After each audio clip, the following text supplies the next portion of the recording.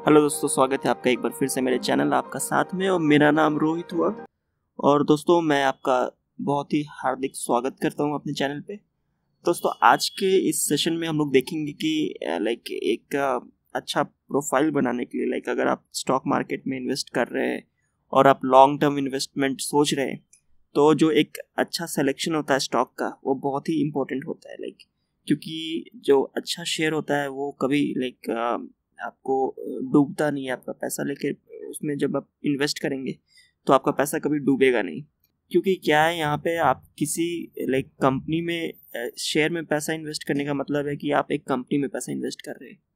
ठीक है, तो अगर वो कंपनी अच्छी है तो जब भी कोई मार्केट क्रैश होगा और मार्केट क्रैश के बाद जब रिकवरी आएगा, तो बहुत ही ज़्यादा चांसेस होता है कि जो अच्छा परफॉर्मेंस वाली कंपनी है वो जल्दी रिकवर करेगी। तो इसलिए क्या है कि स्टॉक सिलेक्शन, एक बहुत अच्छा स्टॉक सिलेक्शन बहुत ही ज़्यादा इंपॉर्टेंस रखता है। यहाँ पे जो भी ये फीचर्स जो भी होते हैं, इनको हम लोग फंडामेंटल्स कहते हैं।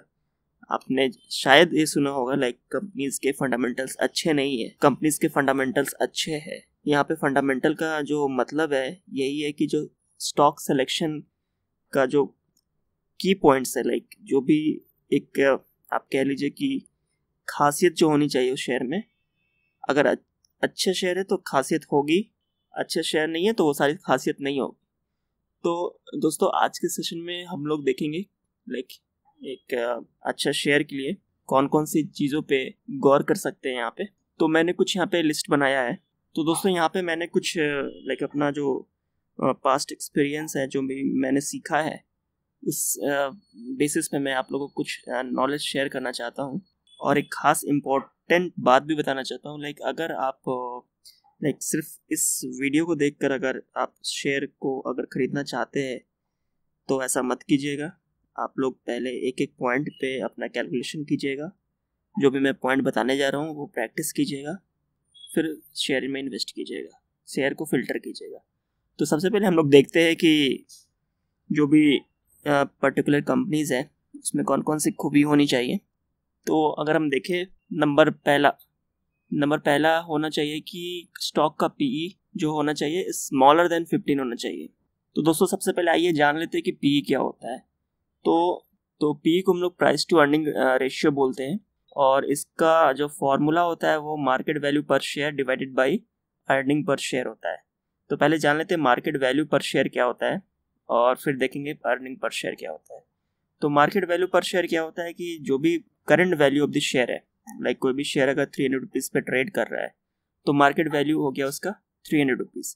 और अर्निंग पर शेयर क्या होता है कि जो 12 महीने में जो भी उसका नेट इनकम हुआ है उस कंपनी का आफ्टर द टैक्स डिडक्शन, वो अर्निंग पर शेयर होता है। तो सपोज कीजिए कि कोई भी शेयर अगर 300 रुपीज़ पे ट्रेड कर रहा है और लास्ट 12 महीने का उसका अर्निंग अगर 10 रुपीज़ पर शेयर आता है, ठीक है, तो जो हमारा पी होगा 300 divided by 10 equal to 30 P निकल जाएगा। ठीक है, तो एक तरीके का पी जो हो गया आपको वैल्यूएशन दिखाने के लिए शेयर का होता है। तरफ से हम लोग देख सकते हैं कि अगर पी क्या है कि जो भी शेयर है, जो भी कंपनीज है, उसका एक बेंचमार्क है कि वो कंपनी परफॉर्म कर रही है कि नहीं, और मार्केट को क्या एक्सपेक्टेशन है उस कंपनी से ओवर द ईयर। ठीक है, अगर किसी भी कंपनी का पी 20% है, 20 है, तो मार्केट एक्सपेक्ट कर रही है कि कंपनी 20% प्रॉफिट दे पर ईयर। दूसरा हमारा रेशियो है पेग रेशियो। तो पेग रेशियो क्या है कि 0 से 1 के बीच में होना चाहिए। किसी भी कंपनी का पेग रेशियो 0 से 1 के बीच में होना चाहिए। तो आइए पहले जान लेते हैं कि पेग रेशियो क्या होता है। तो दूसरा है हमारा दोस्तों पेग रेशियो। ठीक है, the price earning to growth ratio. ठीक है, इसमें क्या होता है कि प्राइस पर शेयर डिवाइडेड बाय ईपीएस कर देते हैं हम लोग। ठीक है, पेग रेशियो बताता है कि कोई भी कंपनी ओवर वैल्यूड है कि अंडर वैल्यूड है।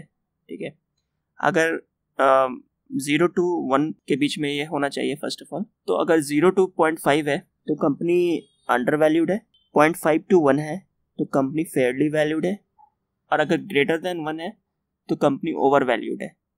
ठीक है दोस्तों, तीसरा आता है हमारा बुक वैल्यू।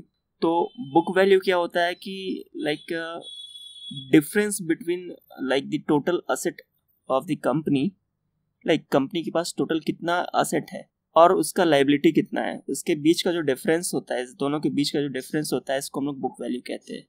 और अगर किसी और शब्द में हम आपको ये बुक वैल्यू बताएं तो ये वो अमाउंट होता है जो कि शेयर होल्डर को वापस मिल जाएगा अगर कंपनी पूरी तरीके से बंद हो गई है। तो अगर हम कोई भी शेयर खरीद रहे हैं तो ये जरूर हम देखेंगे कि जरूर देखना चाहिए कि उसका जो बुक वैल्यू है और करंट वैल्यू है तो 5 इंटू करंट वैल्यू कर दीजिए। चौथा है हमारा इंटरेस्ट कवरेज रेशियो। तो ये मेरे ख्याल से मेरे हिसाब से ग्रेटर देन 2 होना चाहिए। इंटरेस्ट कवरेज रेशियो ये बताता है लाइक कि कंपनी के पास एक्स्ट्रा कितना पैसा है कि कंपनी अगर का बुरा वक्त आ गया तो उस टाइम पे उस पैसा को यूज करके अपना डेब्ट को लाइक अपना जो कर्ज है उसको उसका इंटरेस्ट को दे सके। पांचवा है हमारा operating profit margin last 5 year. तो ये ग्रेटर देन 20% हो तो ज़्यादा अच्छा है। तो ऑपरेटिंग प्रॉफिट मार्जिन मतलब कि कंपनी का नेट प्रॉफिट क्या है, ठीक है। तो अगर लास्ट 5 ईयर में कंपनी 20% अगर दे रही है प्रॉफिट तो कंपनी को एक अच्छा कंपनी माना जाता है। छठा हमारा है कि अगर कंपनी BSE और NSE दोनों पे लिस्टेड हो तो बहुत ही अच्छा है, क्योंकि इस तरीके से क्या होता है कि कंपनी का हम लोग ये भी देखते हैं लाइक कि कंपनी का स्टैंडर्ड क्या है, कंपनी का लाइक स्केल क्या है, वो मीडियम रेंज कंपनी है, स्मॉल रेंज कंपनी है या फिर लार्ज कैप कंपनीज है। तो नॉर्मली क्या है जो मिड कंपनीज होती है लाइक मिड रेंज कंपनीज और लार्ज कैप कंपनीज जो होती है वो NSE और BSE दोनों पे लिस्टेड होती है। तो इस तरीके से एक कंपनी का हम लोग स्टैंडर्ड भी देख सकते हैं। सातवां है डेब्ट टू इक्विटी, मतलब कि कंपनी कितने कर्ज में है, तो ये रेशियो 0 से 1 के बीच में होना चाहिए। आठवां है मार्केट कैपिटलाइजेशन तो मार्केट कैपिटलाइजेशन मेरे हिसाब से मैं प्रेफर करूंगा 100 करोड़ से ज़्यादा होना चाहिए। लाइक उस तरह से कंपनी को मैं चूज करूंगा जिसका मार्केट कैप जो हो 100 करोड़ से ज़्यादा हो। नौवां है दोस्तों गुड डिविडेंड यील्ड, उस टाइप की कंपनी को चूज करना चाहिए जो कि अच्छा डिविडेंड दे रही हो पर ईयर। मतलब कि नॉर्मल है लाइक आप अगर जनरल सोचिए कि आपके पास अगर प्रॉफिट हो रहा है तभी आप किसी को कुछ दे पाएंगे, करेक्ट। कंपनी के पास अगर प्रॉफिट हो रहा है तभी वो अपने शेयर होल्डर को एज ए बोनस डिविडेंड दे सकती है। अगर कंपनी डिविडेंड नहीं दे रही है तो समझिए उसको ज़्यादा अच्छा प्रॉफिट नहीं हो रहा है। 10वां पॉइंट है कंपनी का वेबसाइट, ये बहुत ही इंपॉर्टेंट है। अगर आप किसी भी कंपनी में इन्वेस्ट करने का सोच रहे हैं तो उसका वेबसाइट ज़रूर देखें।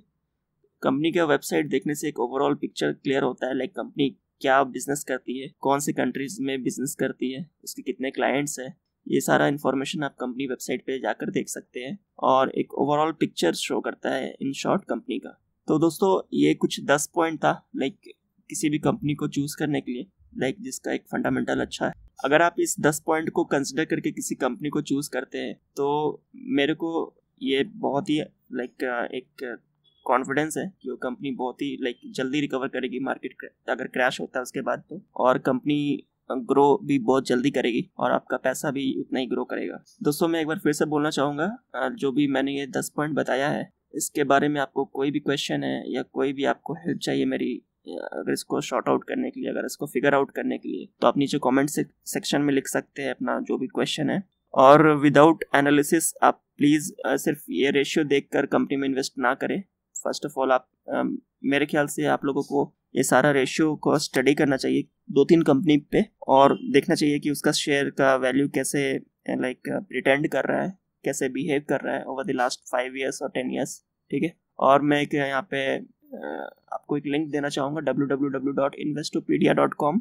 अगर आपको फिर भी कुछ ज़्यादा पढ़ना है तो आप यहाँ से जाके पढ़ सकते हैं। दोस्तों धन्यवाद, अभी के लिए इतना ही। मैं आशा करता हूँ कि आपको मेरा ये वीडियो पसंद आया होगा। अगर पसंद आ रहा है तो प्लीज़ वीडियो को लाइक करना ना भूलें और सब्सक्राइब भी करें। मैं आपसे फिर नेक्स्ट वीडियो में एक न्यू टॉपिक के साथ मिलूँगा, तब तक के लिए धन्यवाद।